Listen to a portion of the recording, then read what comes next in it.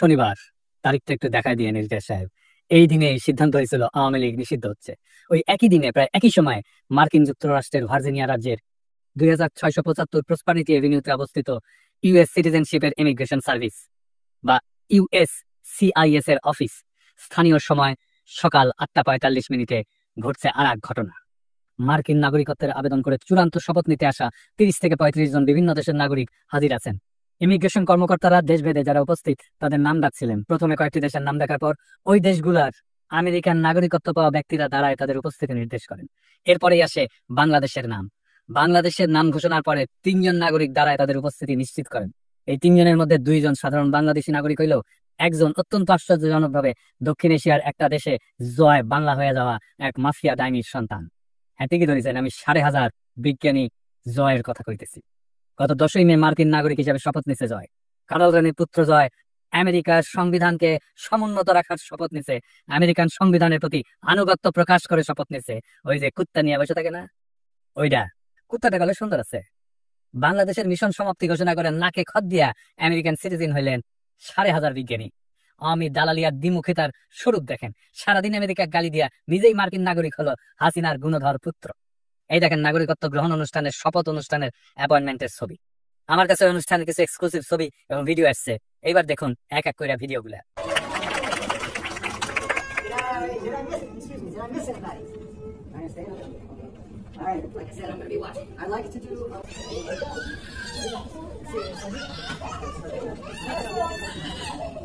ছবিগুলো দেখান এডিটর সাহেব একটু।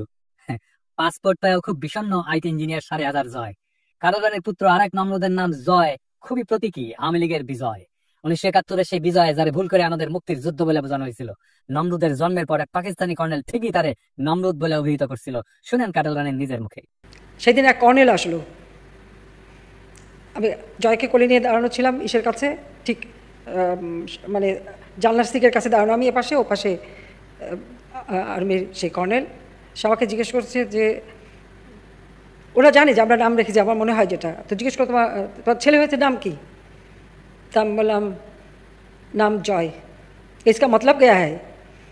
তা আমি বললাম জয় মানে জয়, জয় মানে ভিক্টরি, জয় মানে আনন্দ, জয় মানে ভিক্টরি। যখন বলছি জয় মানে ভিক্টরি তখন ওর খুব মেজাজ খারাপ হয়ে গেল। ও ঘুরে যখন চলে যাওয়ার সময় বলতেছে আর এক নমরুদ পয়দা হওয়া।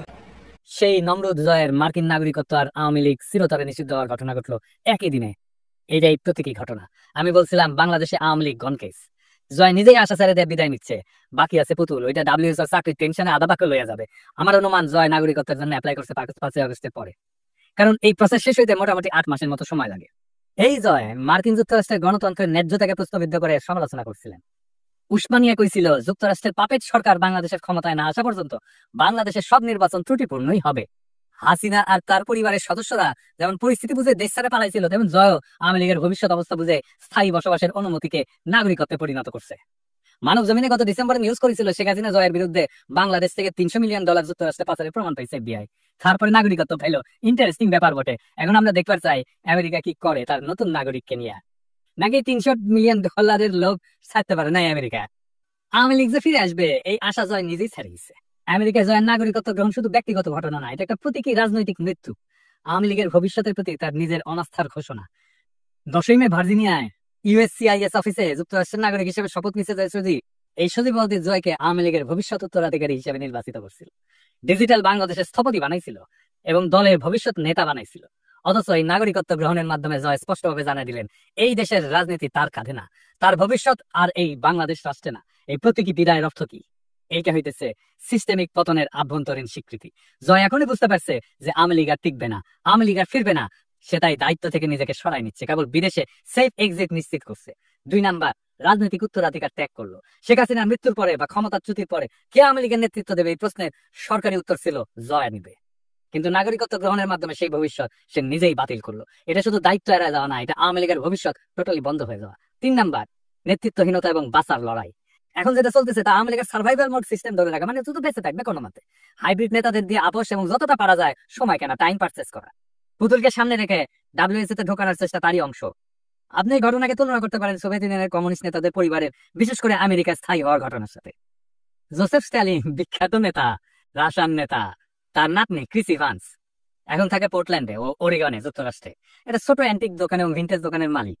তার মা শেতলানা আলিলুয়েভা, একমাত্র কন্যা স্টালিনের, সেও আমেরিকায় থাকতো, মারা গেছে 2011 সালে। সের্গেই ক্রুশ্চেভ, নিকিতা ক্রুশ্চেভের পোলা, এখন সে ব্রাউন ইউনিভার্সিটির ওয়াটসন ইনস্টিটিউটের সিনিয়র ফেলো, আমেরিকাতেই বাস করতে। 2020 সালে মারা যায় সের্গেই। সের্গেইয়ের মায়া নিনা ক্রুশ্চেভ এখন নিউ ইয়র্ক যুক্তরাষ্ট্রে আছে, নিউ স্কুল ফর ইন্টারন্যাশনাল অ্যাফেয়ার্সের অধ্যাপক।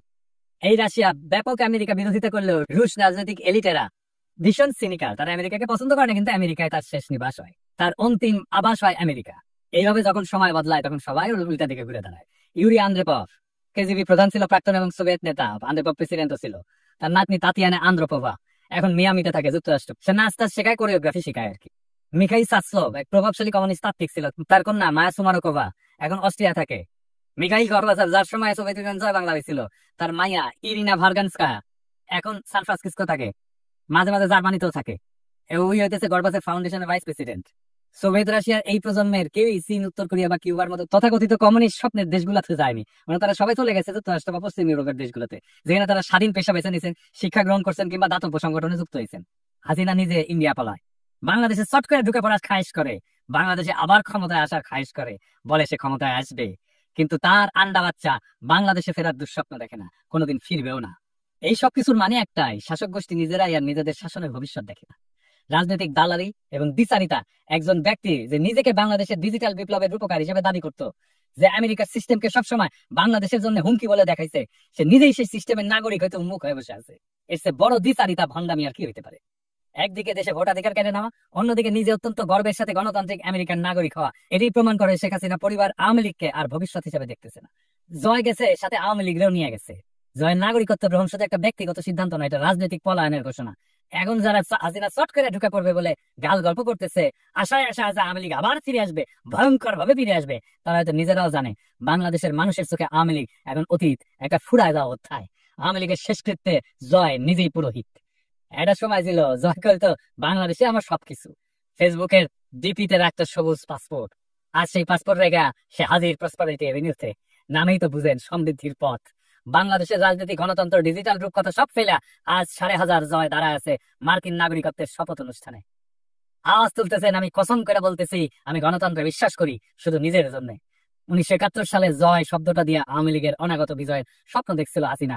যেই হাসিনা বলতো আমার বাবা দেশ স্বাধীন করে দিয়ে গেছে, সেই হাসিনার বাপের নাতি তার নানার স্বাধীন করে যাওয়া দেশ ত্যাগ করে যখন জমিদারি চলে যায়। বাংলাদেশের রাষ্ট্র ক্ষমতা ছাড়া তার আর কিছুই মজা লাগে না। সবুজ পাসপোর্ট, দেশপ্রেম, এ সমস্তই শুধু কথার কথা। আর সেই জয় শপিং মলের পাশে ইউএসসিআইএস অফিসে দাঁড়ায় পাসপোর্ট নিতে, ঘেমে নেয় একাকার। আর হাসিনার পরিবারের বাকিরা পুতুল রাতে ঘুমাতে যাওয়ার আগে গুগল করে how to apply for Canadian express entry with Bangladeshi criminal history. জয়ের মার্কিন নাগরিকত্বের এই ঘোষণা আসলে আওয়ামী লীগের ডেথ সার্টিফিকেট। এইটা দেখে সোভিয়েত প্রেতাত্মারা হেসে কোট পকেট থেকে গুগল ম্যাপ বের করে বলতেছে, তোমরা আমাদের পথ অনুসরণ করতেছো, লাইনে আসেন লাইনে। স্ট্যালিনের নাতনি এখন অ্যান্টিক দোকান চালায়, কুশ্চেভের নাতির পোলা এখন নিউ ইয়র্কে ক্লাস নেয়, আর জয় সে এখন ফ্রিল্যান্স ডেমোক্র্যাট, আর হাসিনা মোদির কোলে। কি দারুণ পরিণতি বাংলাদেশের সবচেয়ে ক্ষমতাবান পরিবারের। হাসিনার নাতনিকেও একদিন এক অন্ধকার গলিতে ঝালমুড়ি বেচতে হবে, লুটের টাকা বেশি দিন থাকে না। হাসিনা তারেক রহমানকে উদ্দেশ্য করে বলছিল, সাহস থাকলে বাংলাদেশে ফিরে আয়, আমরা একটু দেখি। শুনেন, তারেক জিয়া 2007 সালে মুচলেখা দিয়েছিল জীবনে আর রাজনীতি করবে না, লন্ডন যে বসে আছে। এত টাকা কোথা থেকে পায়? জনগণের টাকা আত্মসাৎ করেছে, গ্রেনেড হামলা করে আইবি রহমান সহ নেতাকর্মীকে হত্যা করেছে, অস্ত্র চোরা কারবারির সাথে জড়িত, মানি লন্ডারিংয়ের সাথে জড়িত। আমেরিকা থেকে FBI লোক এসে সাক্ষী দিয়েছে তারেক জিয়ার বিরুদ্ধে, সাক্ষী দিয়েছে খালেদা জিয়ার দুর্নীতির বিরুদ্ধে। পালিয়ে থাকে লন্ডনে, আর এখান থেকে আগুন জ্বালাতে বলে। আরে বেটা, তোর যদি সাহস থাকে তো বাংলাদেশে ফিরে আয়, আমরা একটু দেখি। তো মাতারি হাসিনা, তোর সাহস থাকলে বাংলাদেশে ফিরে আয়, পোলারে নিয়া আমরা একটু দেখি।